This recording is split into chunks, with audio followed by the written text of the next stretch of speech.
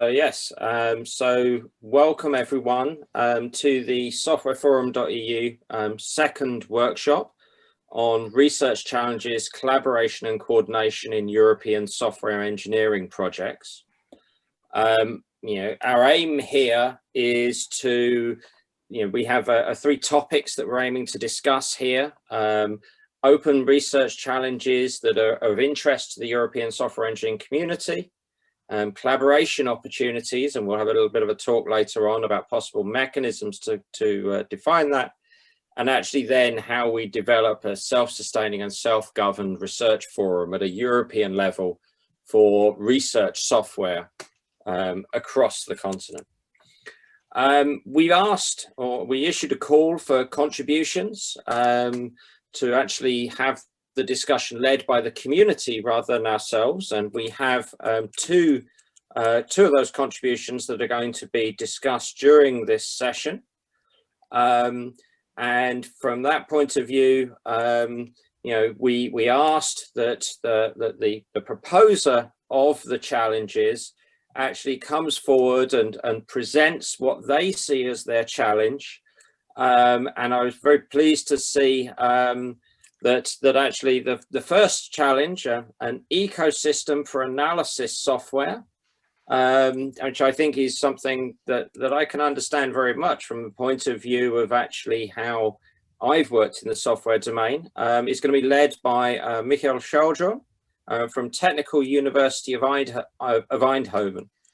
The plan here was that each of the challenge leaders would speak for 10 minutes or so to actually present their challenge, and then we would have open forum from the participants in this meeting, and that's obviously from members of the community and from members of SWForum.eu project itself, so that we can discuss the challenges that are raised and then try and consider or try and record, how we can actually help answer some of the challenge components that are actually raised. So I'm going to ask or hand over to Michael, and ask you to present your challenge. So yes, an ecosystem for analysis software. So now I need to figure out how to do the screen share trick. You should have permissions. Does this work? Yeah. Okay. There you go. At least I can see it. Yes, I can see it too. Okay, good. Then we're on the same virtual page then. Absolutely. Okay. All right. So I understood it was about 10 to 15 minutes. I'll fit it in that. Might be more slides, but I have a tendency to pace through a few things that are maybe not the most important. The first remark is not exactly the same title, but this is the proposal. But the content is in the same direction. It's about an ecosystem for analyzing software artifacts or software projects, and so far it's a vision. And I wrote it down for a workshop 2 years ago. And recently I moved to a university in Eindhoven, and then when they asked me, so I'm now professor in software engineering. And the university here asked me to build a lab, and I presented, this is my plan for a lab. And then I was really wondering, is this something I should be doing alone? Because I think there's so many parties that would benefit from a community infrastructure, a collaborative infrastructure. So this is something that I hope we can discuss a bit. Are there possibilities to do this as a community? And my angle for arriving here is also, I've done a fairly significant effort. As I told you, I teach software engineering. My interest is in software architecture and design. And then there's this language called UML for describing architecture and design. So I was interested in building a collection of those UML designs. And this was challenging. Well, you could say, okay, maybe not difficult in terms of rocket science, but a lot of work in order to get this to do. So this has shaped my experiences, and I'll share some of those with you. So how did we go about? We realized, okay, we need projects. Industry is not going to share a huge amount, so let's look at open source. And for software, there's two big sources, GitHub and GHTorrent, which is something of a mirror of GitHub. And it contains 12 million projects. Not all of them are software development projects, by the way. So what we started doing was to build scripts to identify, okay, is this a project that contains UML? For that, we built an API to this repository because it gives you some metadata. And then let's say, okay, we start looking at all the files in there before we download everything. And then we ask for the details of the interesting files. And then we're going to select a bit more of those and see if we can identify if this is indeed a software design, yes or no. It turns out that most of those designs are actually stored as images, not as a code file or something else. So we did image analysis to determine which images actually represent the software design. And when we found out it's a project that contains such a design, we went back to the project and collected more information from those projects. And that is this step 3, where we say, okay, when was the design committed? So when was it first introduced in the project? How often was it changed? How many people joined the project after this design was made? Then we add a number of scripts for calculating all type of statistics about the ratio between the design and the source code. And we created visualizations. So on the top right, you see here something like a radar dashboard for some visualizations, and also a dedicated query script, query interface that says, okay, for this particular data set, once you know that you have projects that contain software designs in UML, how can we query this particular data set? So this was, you can see this as a workflow in a sense, right? That we had to build all of these steps. And as I told you, first of all, we found there's a large diversity in the files that we found were relevant for us. But the bottom line, which I want to highlight, is actually we didn't make this script perfect in one go. We had a lot of iterations before we figured out what was the right script, what was the right filter, and everything. So there's a lot of repetitive work that we actually wanted to capture in a workflow, but which is still included lots of manual labor and repetitive steps. So the good news, I think, is that once we had this data set and we tried to offer it, it triggered lots of other research. Once this data set became available, there's people looking at related type of diagrams, people looking at OCL, which is another technology that exists in the same ecosystem of UML modeling. But at the same time, we found it was also a bit difficult to share the data because the value of this data is also contextual, right? You can extract the software design if you want, but there's a lot of interesting information about the software design in relation to the project in which it was made, right? So you also want to have access to the source code and to the tests and to everything, right? So even though we identified a set of projects that were interesting, we need the entire project as an object of study. We need to maintain it, and what I think we know is that software projects are most of them living things, right? So they continue to evolve all the time. Right. So we started formulating some requirements, and this was part of this paper. So host a big and heterogeneous data of software artifacts, but in essence, I think we ended up collecting pointers to projects that we thought were interesting. Mostly because those projects were still evolving, right? And that's requirement 2. We wanted to find a way that we can cater for this evolutionary nature of software projects. Moreover, sometimes we see that people do an experiment in vivo, right? They apply some new technology in a project and they want to study how it evolves. So it's not the case that it's just a passive object that we have there. And also by having pointers to this project, we have the possibility to extract this contextual data and maybe collect findings about this project, right? So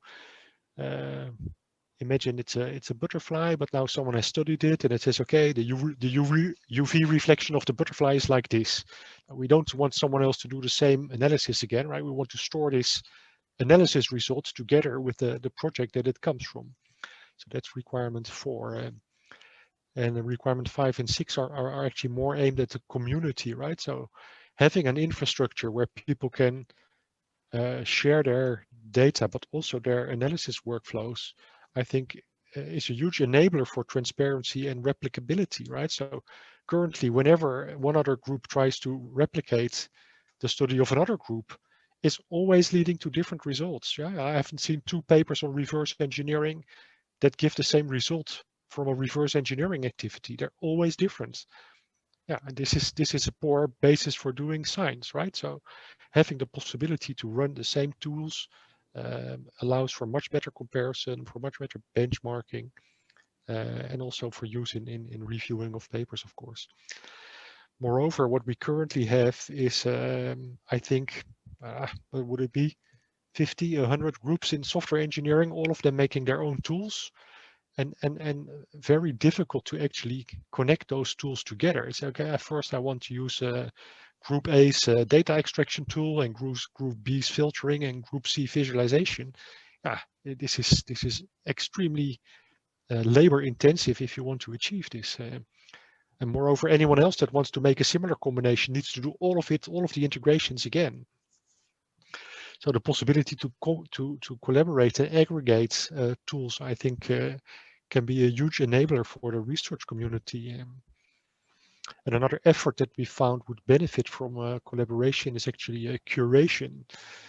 We had this initial data set of 12 million projects and we need to do a lot of filtering, but we also did a lot of classification, right? So we threw out all the student projects that are there. We threw out textbooks projects, and then we filtered it based on programming language used, and we filtered it based on whatever, maybe architecture type or something like. So all of this is added information that you don't get automatically, and is a big effort to do. But if you do it as a community, this becomes much more feasible.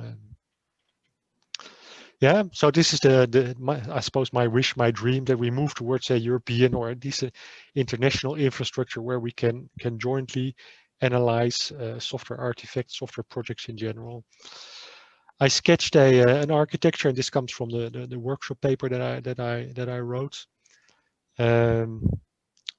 Just a few minutes of explanation. Is the left-hand side is, I think, a fairly typical software architecture where you have data storage and data extraction, and then analysis tools on top of this. And this is also where you would build your workflow together with the data exploration. The right-hand side column is more targeted at supporting the research that you do. Okay, maybe you can have collaborative notebooks, archiving of scripts, archiving of test results, building up your knowledge base about the objects that you're studying. Maybe building knowledge graphs or ontologies that are metadata about these objects. So I showed this picture to someone working in physics and high energy, what was it, particle physics, and he said, yeah, we have architectures like this for doing in physics.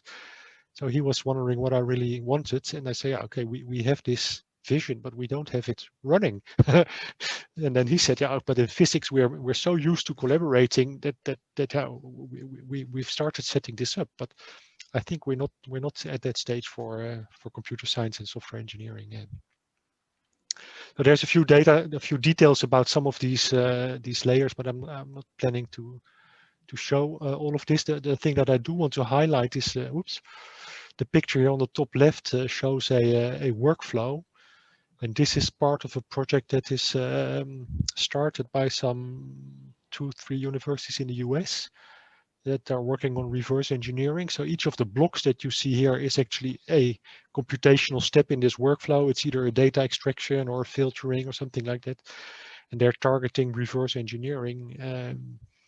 So I think when I saw this, yeah, this is exactly something I wanted. And then I started looking around, say, okay, do we need to reinvent it? Maybe there's technologies that we can reuse.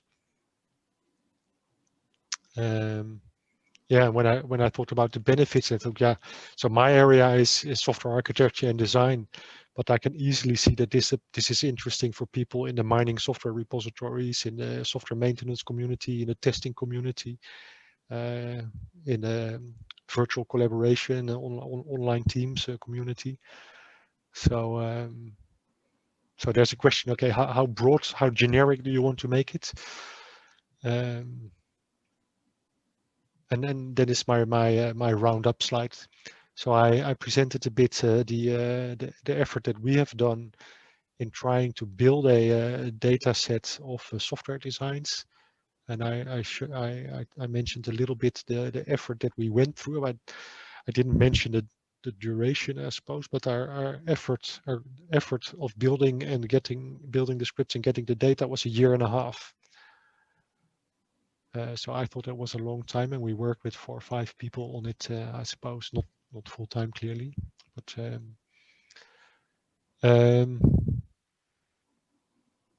yeah. So at this point, my wish is, okay. I've seen initiatives for archiving software projects, and I think that's wonderful. That's super. But I think we need to have some layers on top of that that also allow for scientific workflows and collaboration with scientific workflows on top of that data, and that is my wish.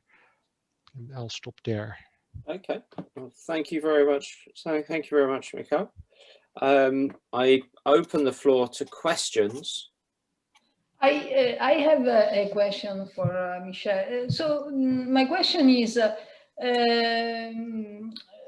first of all, you mentioned that you talked to this guy from physics, and he said that they do have this kind of platforms. Do you think the technologies that they use for building these platforms can be used in this specific context, or you think that, so what is different here compared to other domain that requires the development of a new platform? Yeah, so I'm not 100% sure. So it's a bit early for me to say, but my feeling so far would tell me the fact that we're actually not working with passive things, not passive artifacts only, but we have these evolving projects that we're looking into while they're moving. Of course, you can say I can make snapshots of this, and that already gets you something. But the fact that if you look at into a project, this is continually evolving. People are adding code, people are removing code, people are communicating about it. That is a bit special. As I said, it depends a bit on your ambition, right? You can also say, I just take a snapshot of everything that's there up until yesterday, and then at least you can look into the history, right? That's one way of saying, okay, then you're similar to, okay, maybe medical research in DNA. You just look at the large data set and you do lots of analysis on it. So that's the. But I'm in the process of finding out how much of these infrastructures exist, and how generic are the workflows that are built on top of this. Yeah, and the other question I have, you mentioned that your focus is essentially on design models, so UML models, which of course have the problem that are defined in many different ways. No? In some cases, people use some just tool for like Visio, or tools in general for drawing. In other cases, they use specific UML tools, etc. So the formats are very, very different. And so a difficulty that I see is to come out with something that allows you to have a common format. I was wondering if you have in mind something like this or not. Yeah. So what I think happens if you look at the workflow that is used here in this picture, it has the same problem, right? It needs to have a common format in order to be able to connect up the components in the computational workflow. And I think they do this by having a, what's it called, a lowest common denominator, right? So at the bottom level, it's text files, maybe XML files, maybe JSON files that are self-descriptive. And whenever it goes into a component, yeah, the component filters out the information that is interesting for that component, or whatever that component is knowledgeable about, and then spits out another, say, file in a low common denominator format. And indeed, so my own research is in software models and software design, but the proposal that I presented, I think, is much more generic. From the point of view of the overall architecture that you presented, and certainly your requirements, I think we go back to the requirements list. There are, of course, a fairly large number of activities that you could say are already doing individual or one or two of these sort of activities. I personally highlighted, for example, requirement 5 from the point of view of software publication. As the editor-in-chief of a software journal. So I was quite interested, and I wonder how, when you looked at your design, how closely coupled your components had to be, or how loosely coupled you could get away with in terms of your overall architecture. Let me try to see if I understand the question. So first of all, the requirements here that you've listed, of course, are, there are examples of solutions to individual ones of these, rather than sort of a whole infrastructure, which is, I think, what your architecture diagram sort of shows. Yes.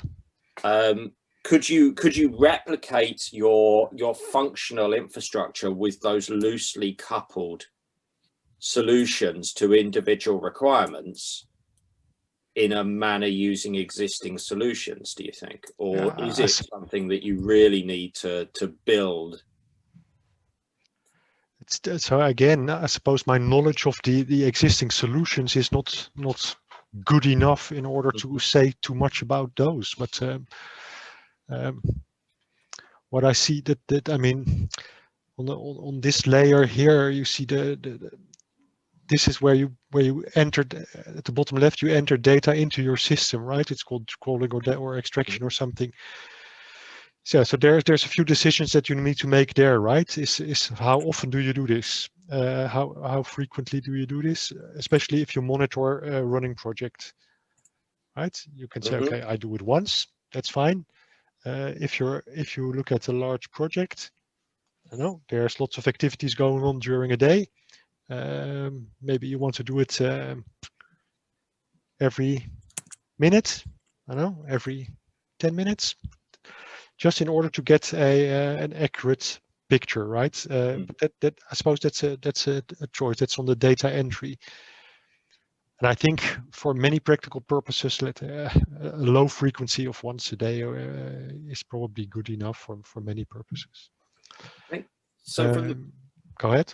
So from the point of view of the business layer here, for example, I suppose I hark back to the UK science programme, and certainly to products or services, things like My Experiment and things like this, so Carol Goebel and Dave DeRoore launched as a way of creating what they termed as research objects to allow improved sharing, primarily in that case around bioinformatics activities. But you could see that when I look at for example, your research manager services and your knowledge management services, I think, ontologies and semantic models, team management, scientific workflow management, I think there's some sort of early work that's been done in this area that I think certainly could be built upon. Yeah, most likely, yes. And I mean, I'm not trying to suggest we reinvent. I rather reuse best practices from what exists, right? I mean, that will be much more effective. And indeed, so I imagine that you could do the same for biology or something else. But my point is that it doesn't exist for software or computer science. And I'm sure there's a fair number of research groups across Europe and maybe even worldwide that would benefit from having such an infrastructure. This is John.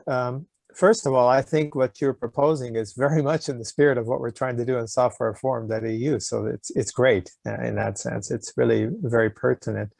Second, again, thinking about what other solutions might be out there to at least be looked at. You remind me of, I think it was the software heritage one, where they not only are have put software projects, but as I recall, they've also created a query language or something like that. So it's not simply archiving things, but also trying to do something about retrieval. It's certainly worth looking at. And then there is this entire... I looked at the heritage initiative, but the query is really on the raw data. It doesn't support any workflows or something like that. Right. And the other thing that springs to mind, let's just say, is that there's this entire ecosystem that's growing up around the European Open Science Cloud, you know, where they talk about, of course, scientific workflows and things like that. And in fact, I'm involved in a project which is providing storage for, this is of course for scientific communities that need storage, and it's usually for massive amounts of data. Nevertheless, of course, they're addressing some things that might turn out to be relevant to what you and hopefully we will try to do together. So these are just a couple of things that come to mind that would be very interesting to look at as we try to find solutions for the software engineering perspective. How much of the problem do you think is also about reproducibility? You mentioned reverse engineering. Yeah. But I you know, one of the activities that I got involved with through my participation with SWFX, a journal, is an activity or a product called CodeOcean, which is very much about this idea of providing reproducible environments to actually run code now and in the future to ensure that the underlying platforms don't become you know, don't go away, you know, don't disappear from underneath the code. Yeah, that's probably a component that you need as part of it, this, I think, because the tools themselves will be dependent on some platforms, right? So the extraction and analytic and visualization, all of those will depend on some technical environments. So yeah.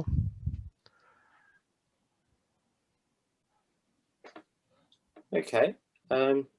Any other comments from our audience? We have a fair number of... Yeah. Hello. Hello. Yeah, this is Habib. Hi, Habib. Yeah, I'm a software engineer, and I am doing my thesis in software engineering related to crash fault localization issues. But in the concept of UML, when I had done some proposal researches for university projects, and I have some question and suggestions. I think it's a great presentation. I think when you talk about software, like it will be used for reverse engineering, maybe it will be used for software modernization purpose, such kind of things. Yes, because one of the issue of designing the UML model is for the next purpose or for the next time, if anybody wants to modernize the software, they will be using the UML design to construct it. Is there any way that you guys propose or give other researchers, like, you know, for extracting source codes or for generating source codes from the UML? Is there any kind of such kind of gateway or anything in your proposed solution that would help to generate source codes from the designing UMLs? No, so it's not something that is in my picture per se, but it's one of the tools that you could see fit into in the layer of analytical or data exploration, right? It's one of the computations that you would take some software artifact as input. You do a transformation, which is in this case code generation. So it could be one. It could be one of the steps in this pipeline, and okay. This is John. I think that's related to something else. Also, what I think Elizabeth was saying, or David, that there are going to be different kinds, or like the UML models are going to be different. The ones where you generate code from them are usually these subsets, you know, that you use to make a generatable code, and you're likely to have variants in the repository. But there's certainly nothing wrong with that. I don't think. I think you can have absolutely these characteristics all model one way or another, so people can search for them. And even if you had files that were in different formats and needed to be opened by a particular tool, I mean, that's one way you could go also, instead of searching for some lowest common denominator for. And some of the typical scenarios in this community is not to study an individual project, right? Yeah. It's you study 100 or 1,000 projects that use UML versus 1,000 that do not use UML, and then you compare, right? Then you see how fast are they in repairing defects, or how many defects are there per 1,000 lines of code. So it's not just that you do this for a single project. You do this on large batches of projects together. Oh, thank you. Okay, thank you, Habib. Any other comments or questions from other audience members? Yeah, well, more than a question, I was wondering how we could try to start doing something in this direction. So I was reasoning on the example of other disciplines. In other disciplines, for instance, physics, there are specific organizations that are somehow driving this kind of infrastructures. I'm thinking at CERN for physics, no? And of course, the presence of a specific institution that could support the work could be beneficial, because it could be really the driving force. In this case, probably this is not existing, but yes, software heritage is probably one of these kind of institutions that could be the starting point. And in my understanding, of course they work on raw data, so essentially they offer something that is probably the left-hand side of your data storage layer. So I'm wondering how the other pieces could be built in an incremental way, because I guess we would need to be incremental, and also we would need to understand how to split the work in portions that could be handled by different groups. Exactly. So actually I had a meeting with the guy that does this for physics earlier today before lunch. And he told me that at the European level, they're more likely to support this if you can show that you have a collaboration already, right? So it's not the case that you can start with a blank slate. So we have this wonderful plan for collaboration. Apparently, they want to show, they want the initiative to show that you already have attempted or have some ongoing efforts in this direction. So I'm also talking at the Dutch national level. I start talking, right? I haven't gone very far yet. And in the Netherlands, it's called SWF, but SWF is the Dutch organization for providing e-science infrastructures. Yeah. So I met, and I've found a list of say mirror institutions in other European countries. This is one possibility. The alternative is that we do something like a European project where we see it as a prototype and say or a proof of concept, and then we get, I don't know, 5-10 institutions across Europe and connect individual universities together, and then have a demonstrator, and they say, okay, look, this is now possible. We figured out what's the best workflow tool. We figured out what's some examples of extraction services. We show which visualization tools can fit in, but at the same time, we offer an open infrastructure where other people can also plug in their extraction services, their analysis services, and their data visualization services. Would this be something, for example, that the Netherlands eScience Centre would be a good starting point? Because of course they have their e-scientists there, and they are working across domains and make it very clear that they're incredibly keen for reuse across domains. Yeah. and are some of the most active people in at this sort of toolsy, again, e-sciencey sort of level, that I think are going to be able to possibly showcase the value.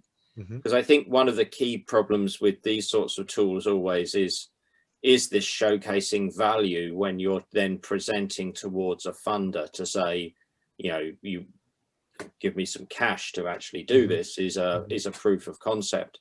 So maybe someone like the Netherlands Science Centre, INFN, within Italy, that, you know, maybe STFC in the UK. Those are the sort of people I think that you would see who are involved at this level between infrastructure, like hard physical infrastructure, and domains in the development of tools and services and things like that. Yes, I'm aware of the institute. I haven't talked to anyone there yet. Just my observation so far is that they look at some domains like physics, medicine, even humanities, but not that software yet. Well, they do by definition, because they're building e-science and digital services, and they are reusing those across the domains. So I think from that point of view, even informally and internally, they probably have something that slightly looks like this architecture in how they capture the knowledge from the different projects that they're working on, to see if there are high value products that could be reused within other activities that they're going to do in the future. Yeah, I'm open to exploring this direction. So I think that to me would be a good one to see also, almost, and then also going back to things, as I suggested, like My Experiment and things like that. Some of the older products that have come out of various programs that are still ongoing, that are still being used by communities, I think would be a good starting point as well. All right. Any other comments or anything from our participants before we move on to? Yes, if I may. Yeah. Please. I'm Alfonso. Hello, Michelle. I'm looking at the overview of Causari, and to my mind, it seems that the most troublesome blocks in the whole diagram would be OCR, meaning image processing. You have it because you don't only have to recognize characters, but also you need to realize that there's an entity and that there is a relationship, and this line, sometimes it's straight, sometimes it's curvy, they get tangled. So it may be quite a hard problem, even harder than, you know, solving a captcha or something. So that seems very challenging. And then on the other hand, the ontology creation, because if you are tackling like thousands and thousands of diagrams from heterogeneous sources, I guess that will become quite convoluted. So like with a long tree with many relationships between branches, sort of. Is that the case? Well, the ontology, I suppose we have made only little progress on the image processing. I can share that we actually built this software with a couple of master and bachelor students, and it's not perfect. Right? It scales with the resolution of the image, for example, right? If it's the low resolution, there's only so much you can get out of it. But currently, we're the only one that have this software, right? And no one else in our community can use it. I would be happy to make it available, but in GitHub. Yeah, it is in GitHub, but still, no one actually expects to find it there. People don't even search for it because they're not aware that this has been done. Yeah. Okay. Right. Well, thank you very much. Very much, Michelle. Okay, and bearing in mind the last intervention, I'm actually going to hand over now to the second of our challenges, led by Alfonso from ProDevelop on the IAC cost and performance optimization.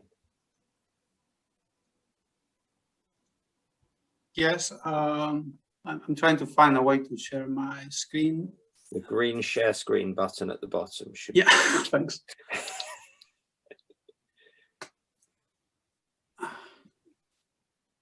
So, but you know, the bottom is relative when you have two screens.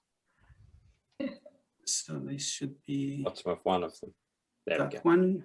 Yes. Yeah. And now present. I can never find the present button in the PowerPoint. Okay. Bottom right-hand corner, the thing that looks like a screen. Oh, there we go. Thank you very much. I think I have like 15 minutes. Yes. Right. Yeah. So I also hope I didn't overload this presentation too much. There's a lot of text. So, you know, warning. Yeah, this is the cover. So the topic of the talk is, well, you have it there. Let me just check on the time. It's, yeah, 4:45. Yeah. So ISC cost and performance optimization is the topic that we are, well, it's one of the topics that we are tackling in the context of the Piacere.eu project, which is a project focused on programming infrastructure as code.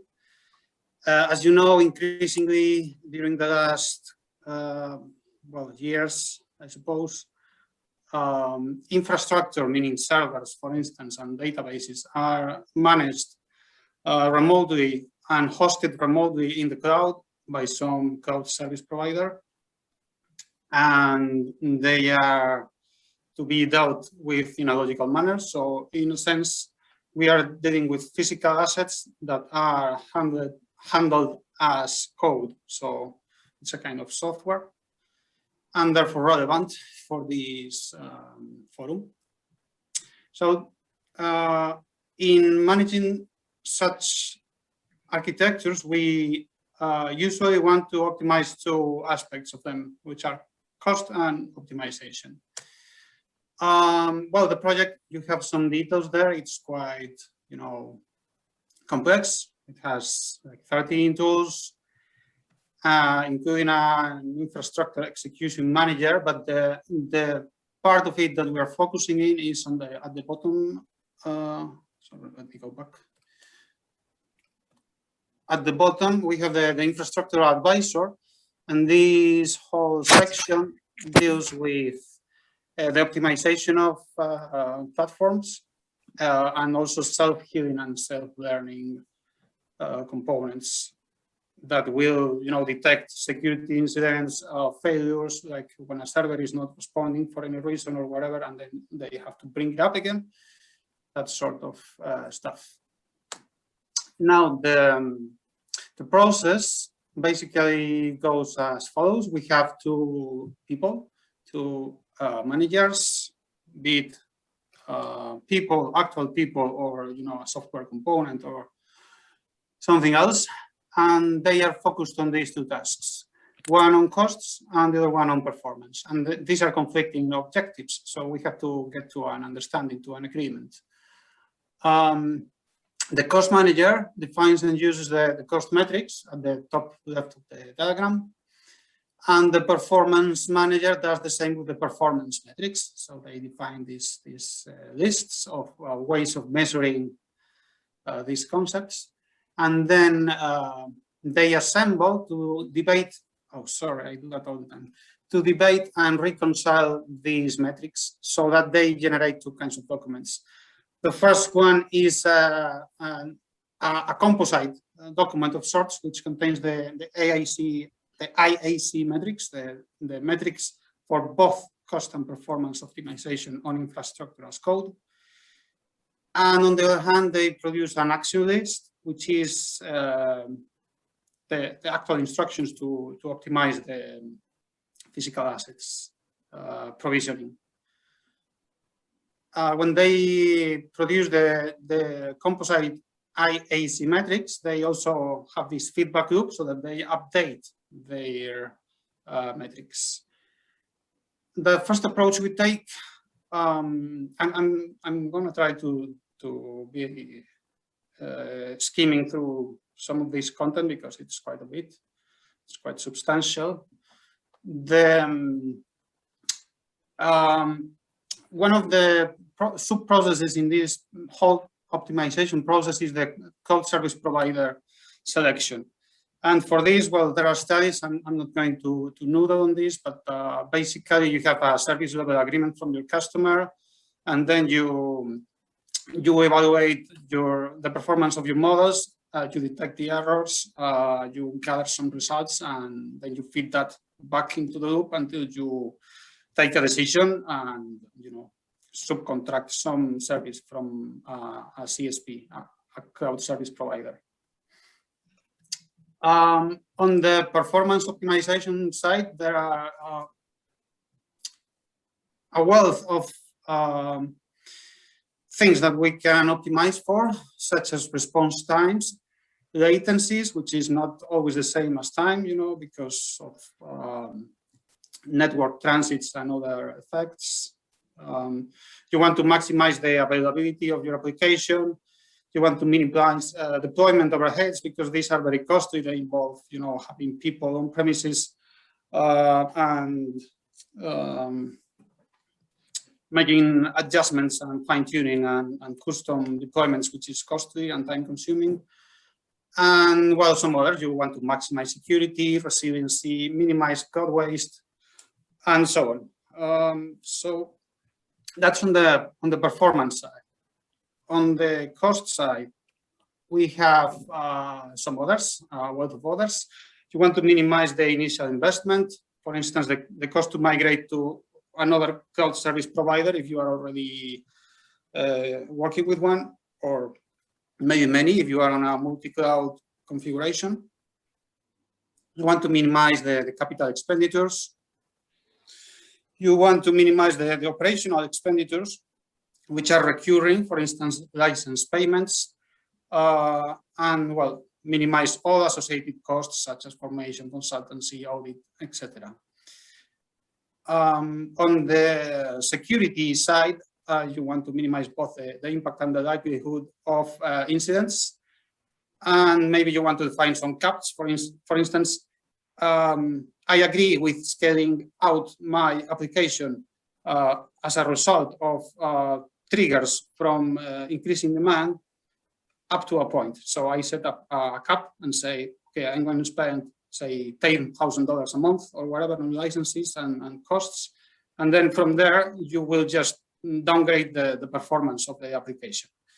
So that's one choice. And well, some other aspects. Now we have to reconcile these two worlds, and one way of doing this is by posing a multi-objective optimization problem. The way this works is that you have two variables, two objectives that you want to optimize in the two objective case. Of course, if you have multiple objectives, this becomes a bit more complicated with multiple dimensions, but in two, it's easier to visualize. You have the Pareto front. So when you are optimizing cost, you want to get to one of the edges of the chart, and then you pick one of those solutions in the front. This is called the Pareto front. It's quite a standard concept in optimization contexts. This problem may be trivial. For instance, if you don't have to optimize for costs at all, then you just optimize performance, and then it becomes a simple problem. However, oftentimes there will be a moderate to large list of cost and performance metrics, and that results in a complex optimization problem, for which you can use some methods such as simulated annealing, NSGA, which is a genetic algorithm for non-dominated solutions, which works with very high performance, or any other. You have a diagram on the bottom right of how these sort of genetic algorithms work. They just shuffle populations as if they were genes, but they are actually shuffling code. They are shuffling software. and then they evolve and they achieve a better result. We do this because we cannot explore exhaustively all of the search space, because of combinatorics, it becomes like an exponential nightmare. So the final goal of the process is to generate a list of actions that are to be executed on the infrastructure as code at specific moments in time. And in order to do that, you need to have some mechanism for detecting drift. For instance, when an application's performance is degrading, you have to set a threshold over which you will trigger some action, such as, for instance, book me an EC2 instance on AWS or whatever your cloud service provider is.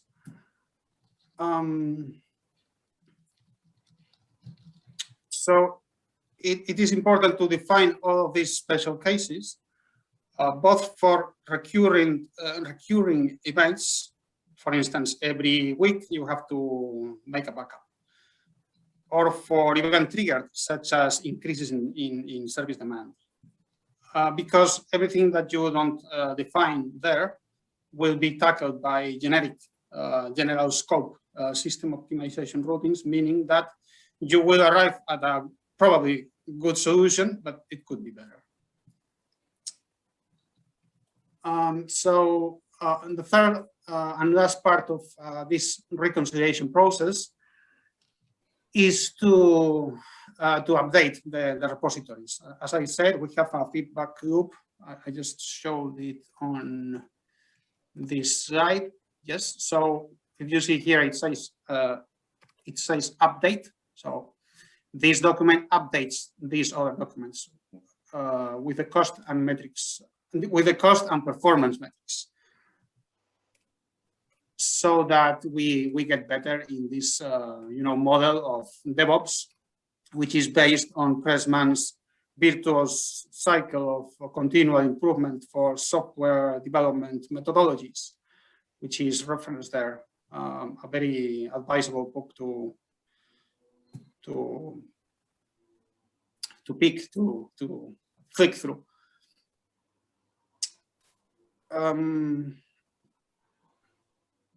Once we have this action list completely defined, we send these instructions to the execution manager, which is the interface, the part or the block that actually sends out these instructions to the different APIs, application programming interfaces, or to the cloud service provider interface, whatever its shape.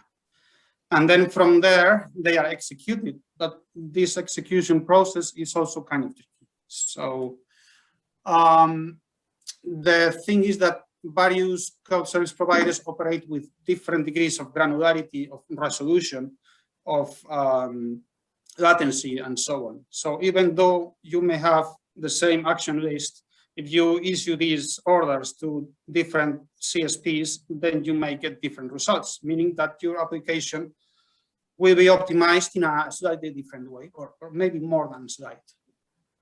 For instance, well, in AWS, you have the auto-scaling groups that they do this automatically, but they work in blocks. They have a catalog of machines with such and such RAM, such and such processor, such and such GPU, and then you have to choose from them. And this is not always a simple and straightforward process. So some final considerations. This is the penultimate slide. If we want to tackle this challenge, it helps to visualize both cost and performance metrics as a function of service demand. And service demand is by itself a function of time. So you can set this in, I think I said that right. You can set these two variables in this XY axis, and then observe what happens. If you look at the red line, that's the traditional hardware spend. You have some server, it becomes insufficient for the workload, and then you have to acquire and install a new one. That's the red blocky line there. But if you use some other approach, you may get some line that looks more like a continuous function, which is our goal. Because the more curvy it is, usually the better the fit. You see, all of these regions are cloud waste that we avoided because we didn't have to invest in the cost of the hardware earlier than required. And on the other hand, if you don't have enough machines, then the performance degrades. So the point is to get as close to the dashed gray line, which is the actual demand for IT, as possible, and then bring this down, of course, because the lower it is, the better for your cost if you are minimizing, or the higher it is, the better it is for your performance if you look at, from the other side of things. The thing here is that in a real market, a cloud service provider will respond to drift in a number of different ways. So if you look at the diagram at the bottom right, you have two added cloud service providers in color blue and green. And you see the one in color blue has a different resolution, meaning when they detect some increase in demand, they will wait a bit longer or act earlier to provision a new element, for instance, a server instance or a virtual machine or whatever it is, or a database connection, a virtual private cloud. There are all sorts of elements here that can be considered into an optimization process. And then if you look at the green line, you see you have a higher resolution, meaning that you are closer to the dashed gray line, which is usually better. But sometimes you see that these lines cross one another because different cloud service providers use different machines, use different configurations, and so on. So sometimes, in some specific moments in time, a cloud service provider may provide you with better service in terms of cost and performance than another. And in reverse, it depends. So this is also affected by Moore's law. So as time goes by, usually the cost of hardware decreases, and it means that we need to fit this information back, this pricing list or whatever it is, into our model to optimize better. And some final considerations: if you want to optimize even further your infrastructure as code, you can opt for these approaches. The first one is software containerization, meaning having software containers that include all of the code required to execute some piece of software without, running a whole operating system, a virtual machine, or whatever. And then beyond that, you have the microservices or serverless architecture, which is a way of programming applications without, any actual machine. You just send your routines to the server via, some method, maybe remote procedural call or some other. And in doing so, you get usually better costs and better performance. So that's the end of it. I think I didn't overstep my time too much. Thank you very much. Okay, the floor is open for questions or comments on Alfonso's presentation.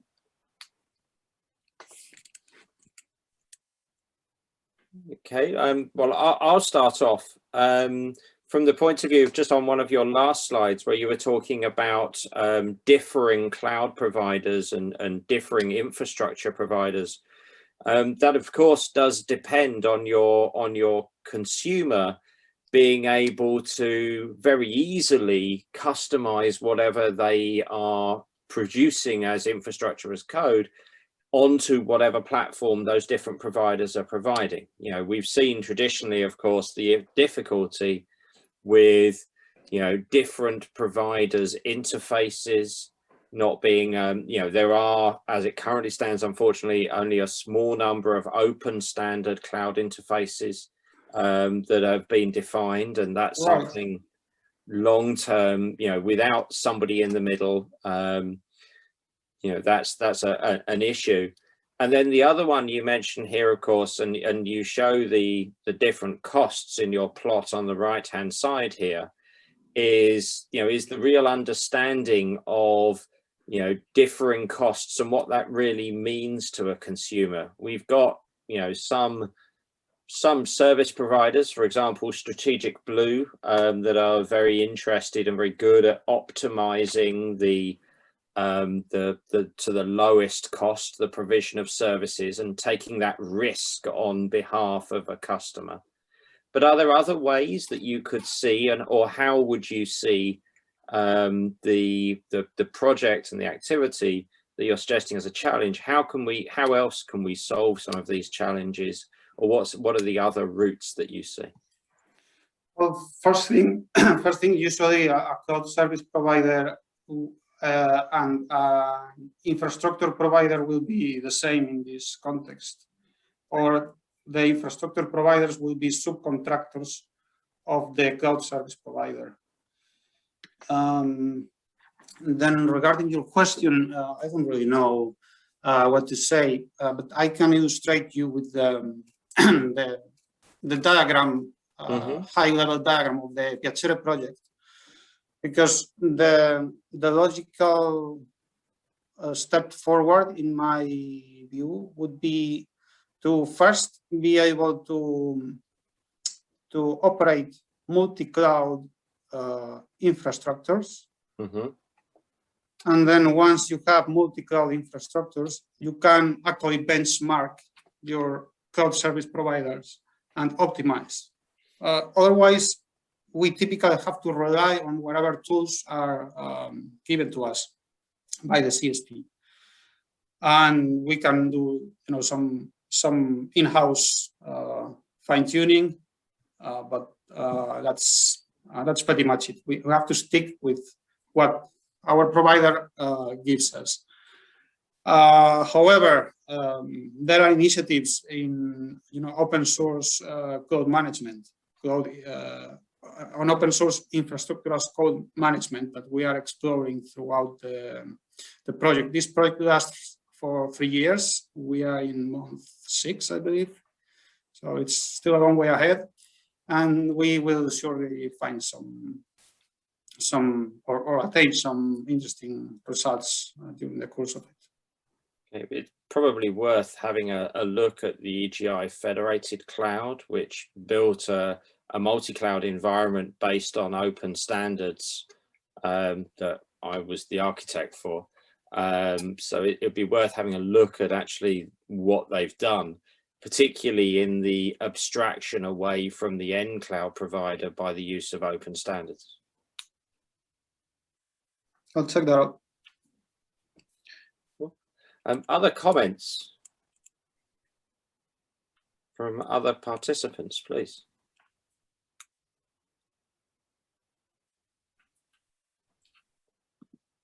I did not completely catch the role of the DevOps in the, could you run through it one more time to show the connection? Yeah, there it was. Right, so Roger Pressman is quite famous.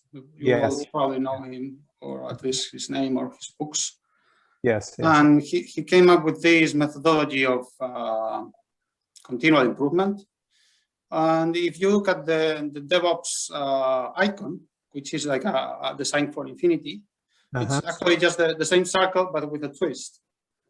So you also have to go through the customer communication stage, and then gather some requirements, and then go back in this sort of never-ending spiral or cycle. So, from my point of view, the DevOps, which is posterior to Pressman's model, the DevOps methodology,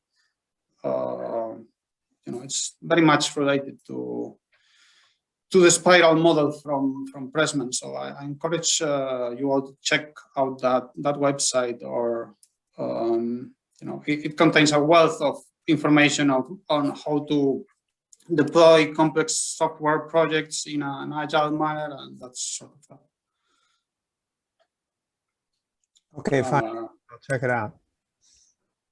Maybe the other thing that could be said here is that in the DevOps approach, there is this idea of trying to automatize as much as possible, and also to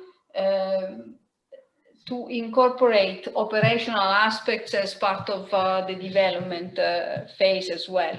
So infrastructure as code and the possibility to deploy software through infrastructure as code is a way to, let's say, transfer something which is typical of ops, of the system administrator, which is the ability to provision machines, to configure them, to install software, etc., at the level of software, in the sense that we create software with all the design issues associated to this creation, design and verification issues, of course. We create software for the purpose of automating this part. So in my understanding, the connection is in this aspect, in the fact that automating ops through software becomes a development problem.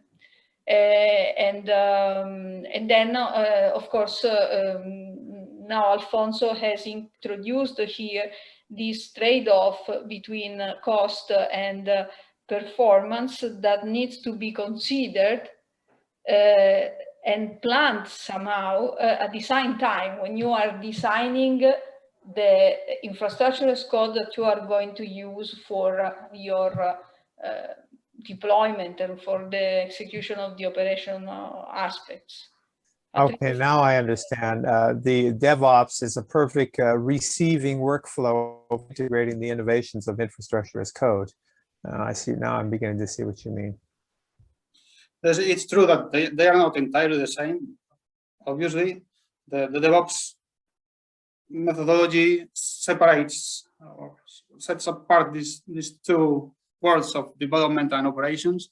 And then there is a further twist, which is the DevSecOps methodology, which takes security, software security, as a central element in or during or along all of the different stages of the cycle.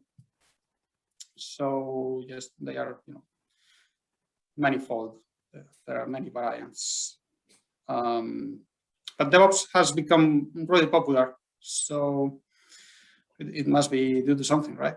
Because it not only allows you to improve, to indefinitely improve a system, but you also make sure that you are on the same page with your customer, which is always important, because this lack of communication between the commercial teams and the technical teams is quite frequent.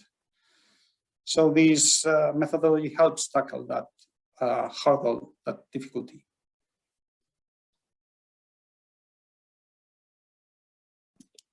Okay. Any other further comments from any of our participants before we close this particular section and move on to a brief intervention on visualizing European projects? So maybe we can, considering that we have had these two challenges discussed, just as a wrap-up comment, I would say that there is a longer-term and, let's say, broader challenge, which is the one presented by Michel, concerning whether some group of institution or people who are here could be interested or not in following up with this idea of creating this infrastructure that will offer services for the community. And this is one thing. And it is something that I think we could, each of us could think individually, and maybe SWForum as a support action could think as a consortium. The other point is related to infrastructure as code and to optimization issues related to the selection of the specific infrastructure to be used. And in this respect, I guess that there are some other specific projects. For instance, Sodalite is one of them, and I know that there are people here from Sodalite and right, DICE, Decide, some others. Yeah, there are others, and so maybe the main point here could be: is there anyone who could, any project who could address the points that Alfonso has raised?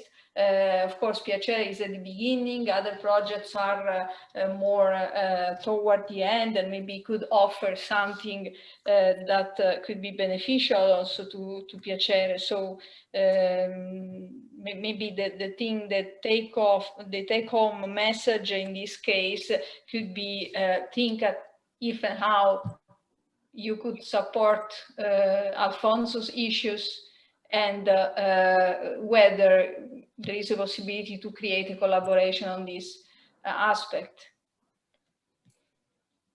There's a comment from Mikkel. Yeah, I just sent a message in the chat. In my search for European initiatives, I bumped into a project that's called Slices. I don't know if you've heard of it, but this is a bit more in the distributed systems, cloud network storage. Thank you. I'll check that out as well. Yeah.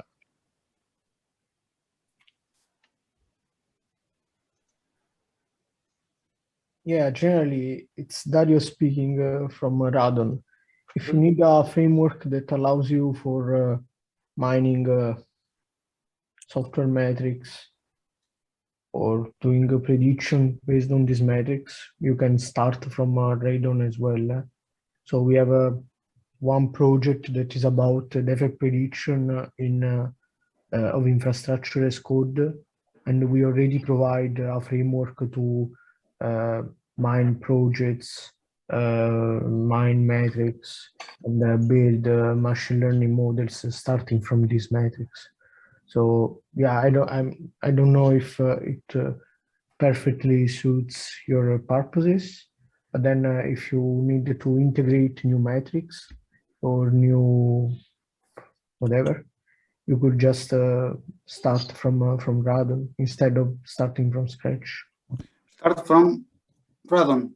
Yeah, it's called. Wait, I will. How do you spell that, please? Yeah, I will add. Because these projects sometimes they have funny names, you know. Yeah. Wait. Here you are. Yeah, we are almost at the end of the project, but you can find everything online. And, thank you very much. So if you go on, and actually the related project is this one, the most important for that one. Thank you, Dario. Yeah, you are. Okay, thank you very much. Okay, Alfonso, if you want to stop sharing your screen. Sorry. I found the button quickly. To bring today's session to a close, I'm going to give a brief introduction to a new product that will be coming out through Software Forum. So I'll just quickly share my screen. Can you see my screen, everyone? Yep. Yeah. Okay, great. Right. So one of the outputs from the SWForum.eu project will be a way of actually segmenting and separating projects that we're looking at supporting as in our role as a support action, based on what we're developing as our SWForum.eu Radar.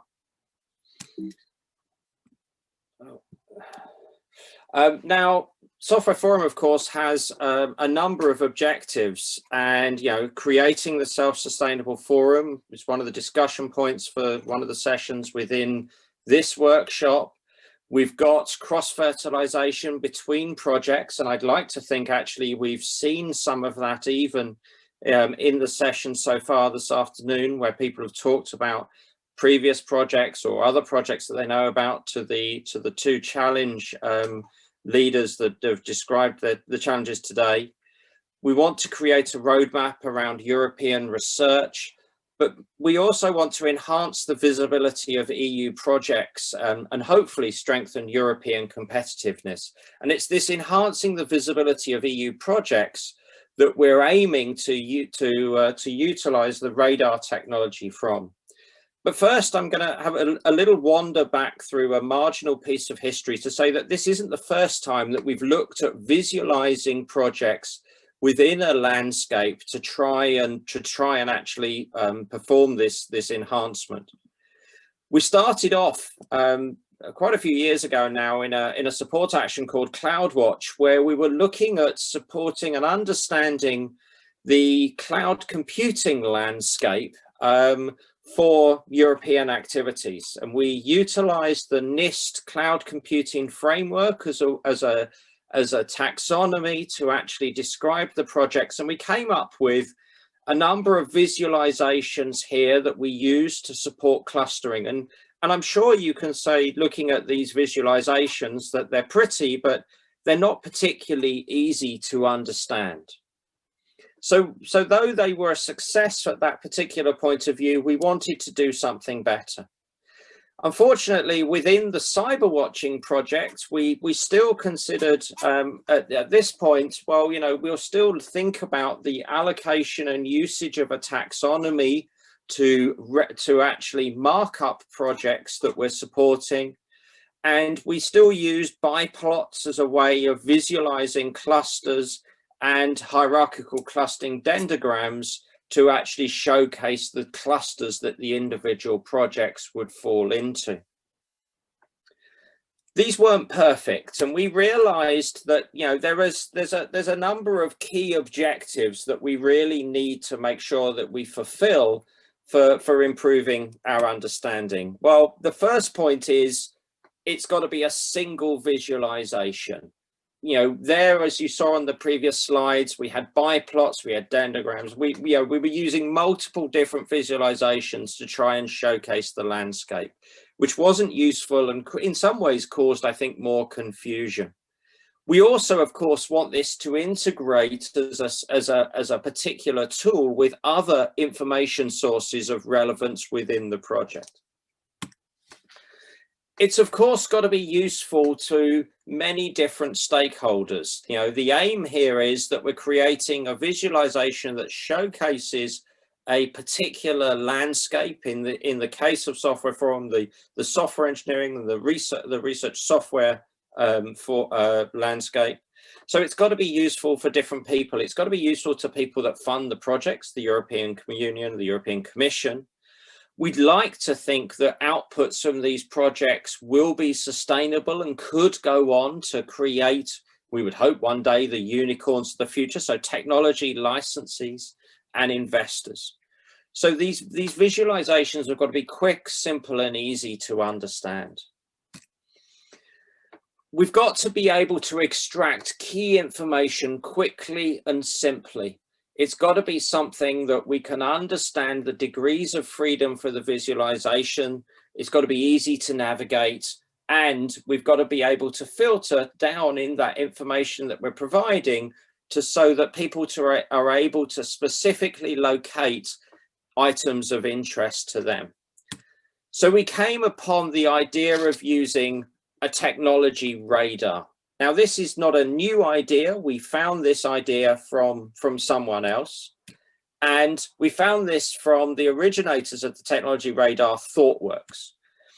So they've been utilizing this to look at and present the sort of ICT tools and services ecosystem through 24 6-monthly editions. They've split their landscape up into 4 sectors. And they present, of course, their projects in 4 different rings. It tracks a project's movement through the radar that showcases a product or project's development through time.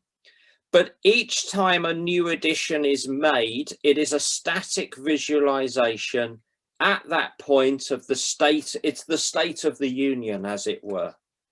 But one useful thing they do allow you to do is actually they supply the code that you can use to actually build your own radar. So you can come up with your own visualization, your own ecosystem.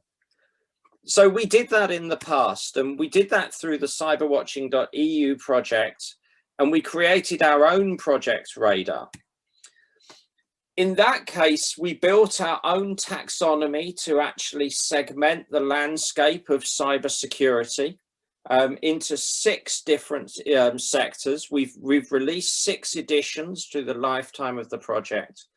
And we introduced another ring that showcased where projects should be, the products from projects should be dropped and not considered anymore. We integrated the visualization that we created in the Cyberwatching Radar with an activity or a capability that we've developed through the years called an assessment tool called the Market and Technology Readiness Level. And unlike the previous instantiations from ThoughtWorks, over time, we've developed this radar to be a live view. So it is an analysis of the state of the union at the point where the viewer instantiates the radar. The other thing that because we are a live radar, that we've been able to do is we've been able to introduce additional information into the radar that a static version is not able to do. So we've been able, in the case of cybersecurity, to filter based on the JRC cybersecurity taxonomy, which of course has increased the usefulness of this tool to people, particularly the European Commission, in understanding the European funded landscape. We've also made the software that we build our radar with open source and released it through GitHub. And we're using that to actually develop and build our SWForum.eu Radar. So let's think about the different ways that we can present information within the SWForum Technology Radar. And we call this the degrees of freedom, degrees of freedom that we can use to code information. And there are 7 different ways that we can code information within the radar: segments, rings, blip in terms of position, size, shape, and color, and then we can introduce filters. So before we move on, very quickly, what is a blip?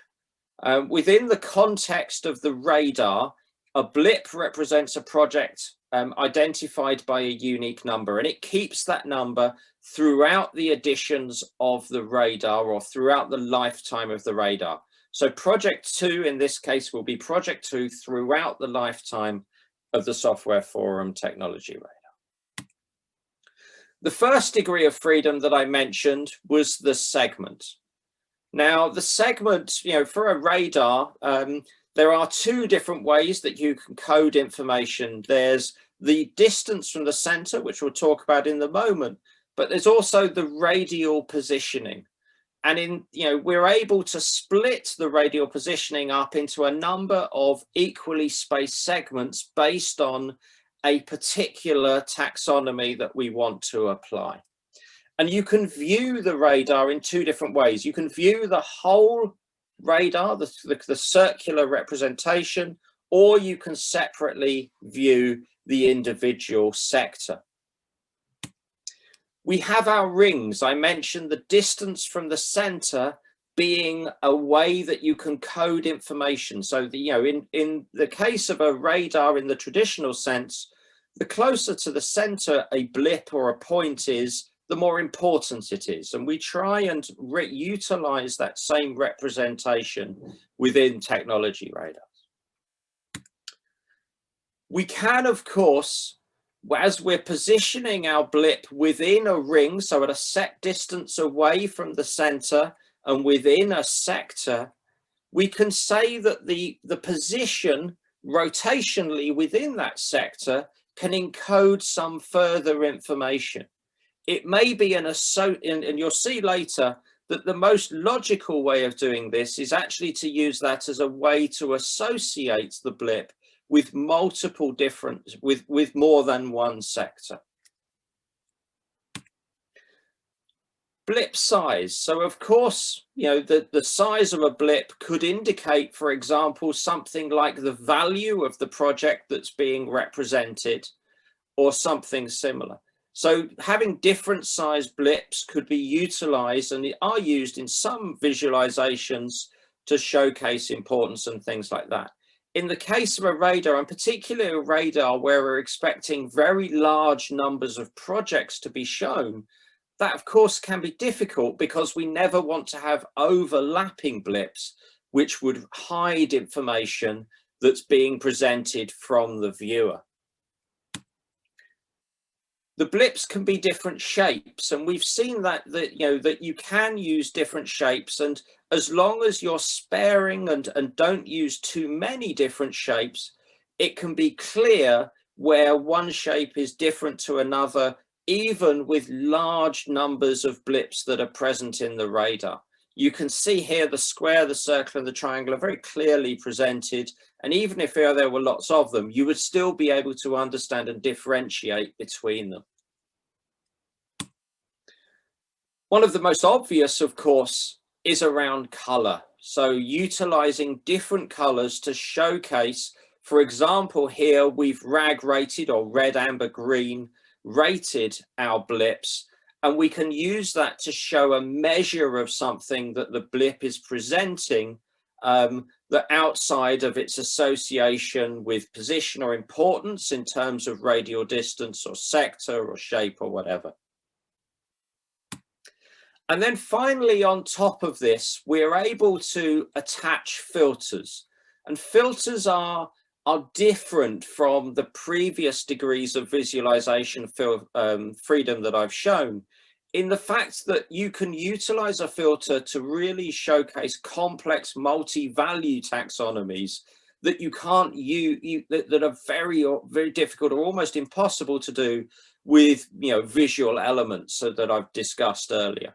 That we can utilize binary operations, so we can combine different metadata associated with different blips to show in some cases to remove projects that are from the visualization, or to to really make it very clear which are the projects of interest to that particular point.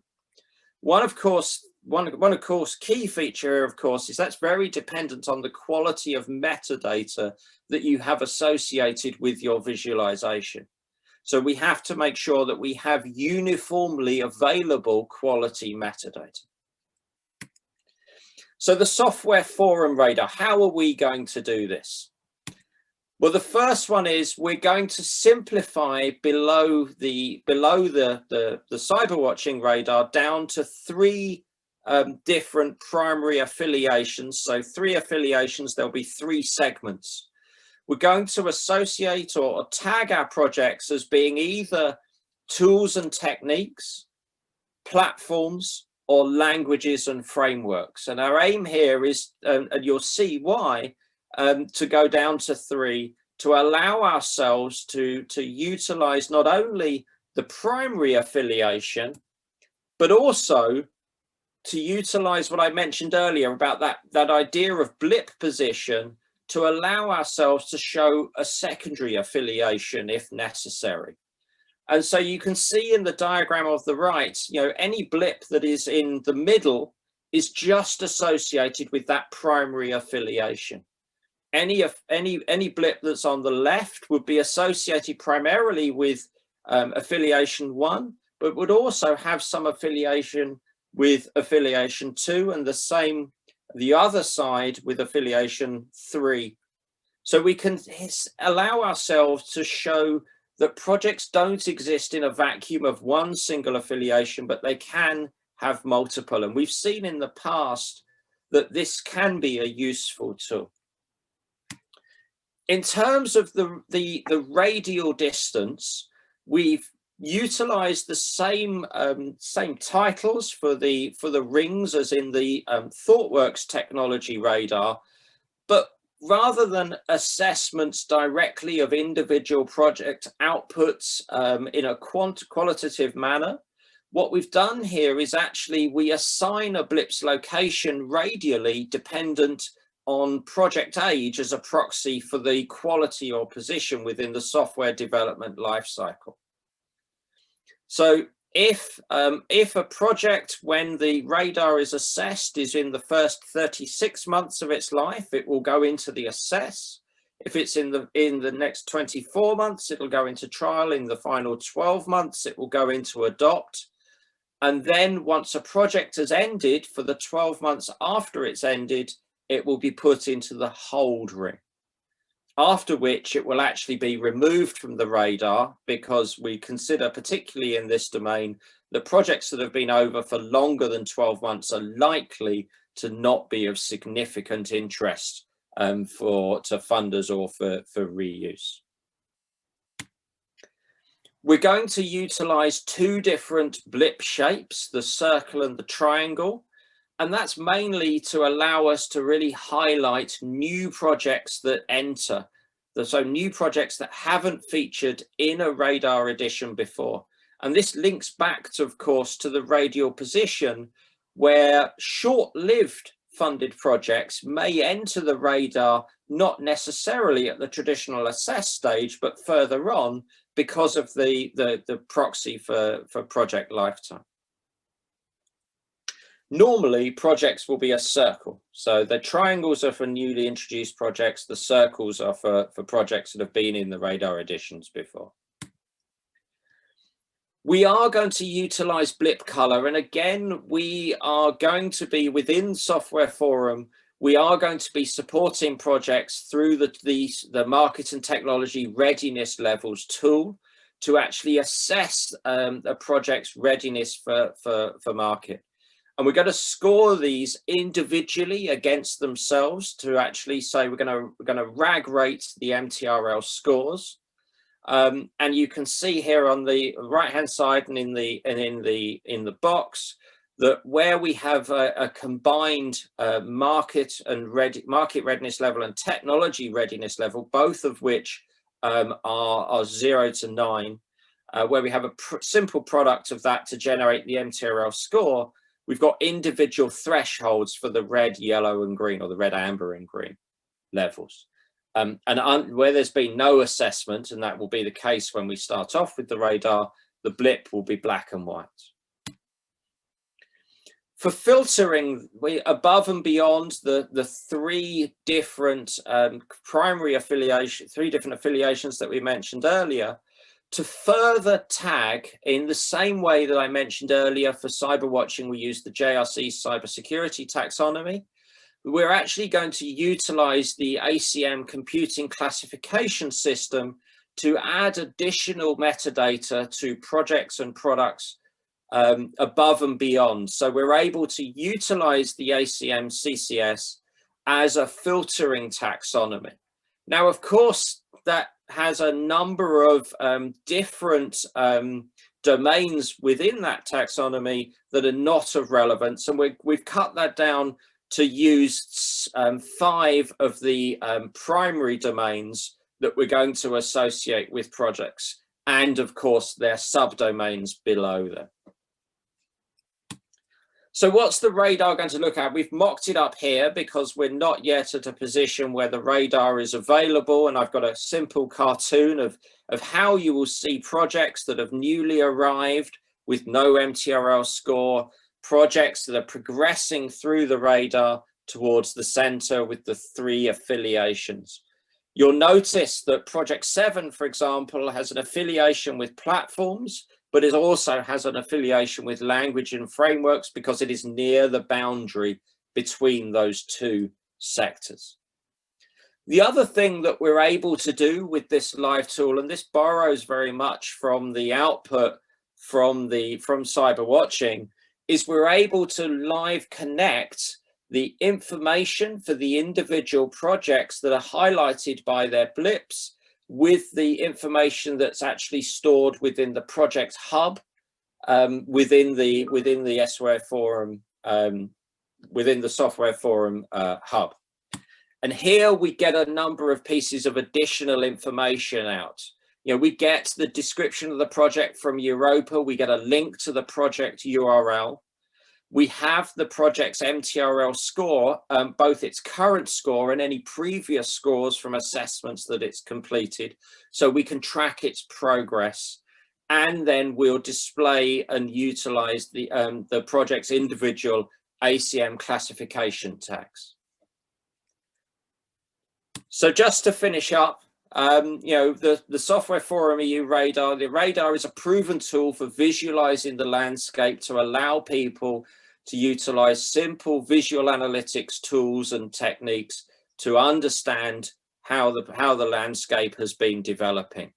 We are using this to showcase project development, enhancing visibility of the outputs and the activities of projects.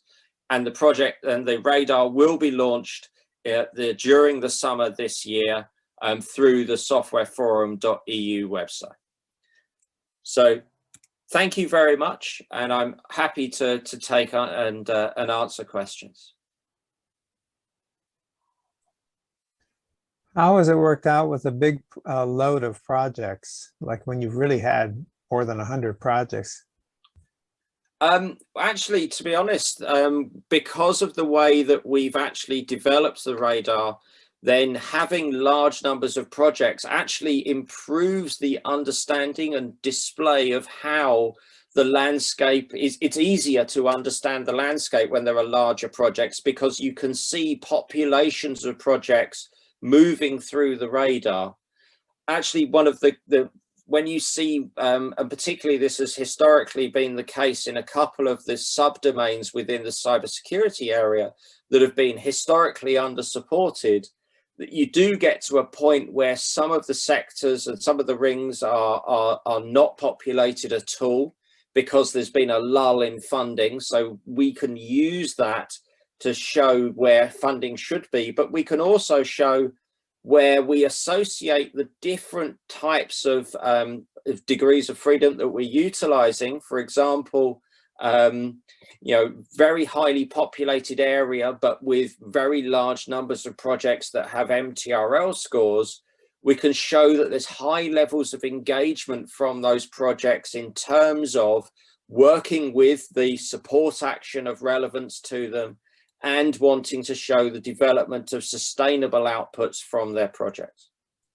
So it's actually the more the better. Yes, definitely the more the better. So I would strongly ask each project when we contact them that, to engage with us, to ensure that we can actually get their project into the radar through their participation in the project hub, through their participation in a MTRL self-assessment, which was talked about in a previous webinar from SWForum, available via our website, that we can actually really engage, and we can use this to improve the support that we're able to give to projects, and that projects are able to also help themselves.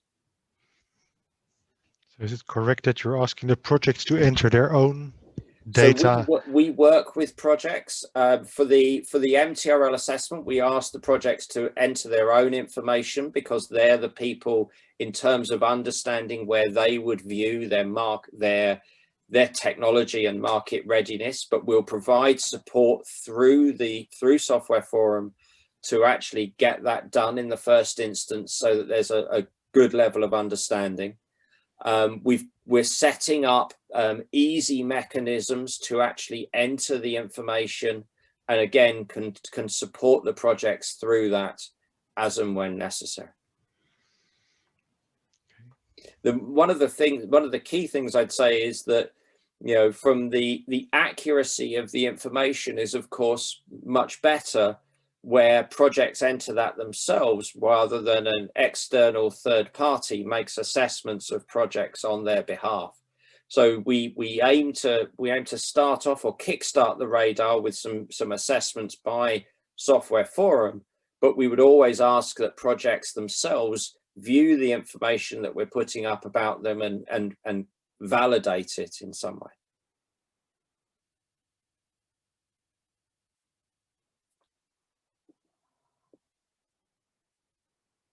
Okay.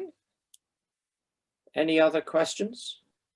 Well, I'm curious to know the criteria that is to be used, like in detail, because knowing it will help to optimize for it, you know, in the way we optimize for citation indexes or whatever it is. Knowing the criteria, specific criteria for this filtering taxonomy would be quite useful. Yeah, because then you could go on, please. Absolutely. So the description, so the fuller description, and what I've based today's presentation on is one of the deliverables from our project, and we can make that available. But also happy to talk in greater detail about how we associate projects with the taxonomy, because I think, you know, in many ways, you know, things like ACM CCS are used often to tag papers and publications, and so making sure that, you know, a similar mechanism or a similar approach is used is important.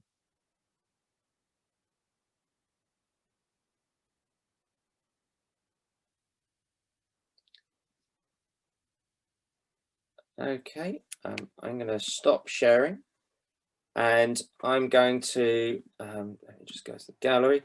I'm going to thank you all for your participation in today's workshop brought to you by SWForum.eu. We will be back tomorrow at the same time with the next session of this workshop. So thank you very much. Is there an agenda for the session of tomorrow? There is an agenda of the session of tomorrow available through the...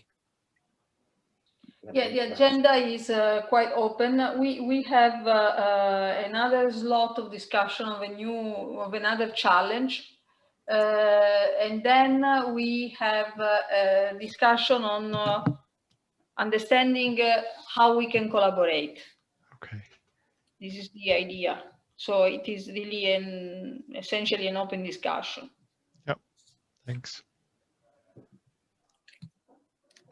Okay. And sorry, I was going to forget the fact that hopefully we ask the various projects who did not present the challenge, or I mean, in general, the projects to present like a 2 minutes elevator pitch, just to remind people what they are doing, and so to set the stage for the discussion about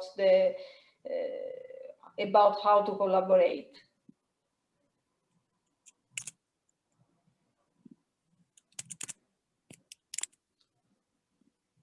Okay. Well, thank you very much, everyone. And I declare that today's session is now closed. Thank you.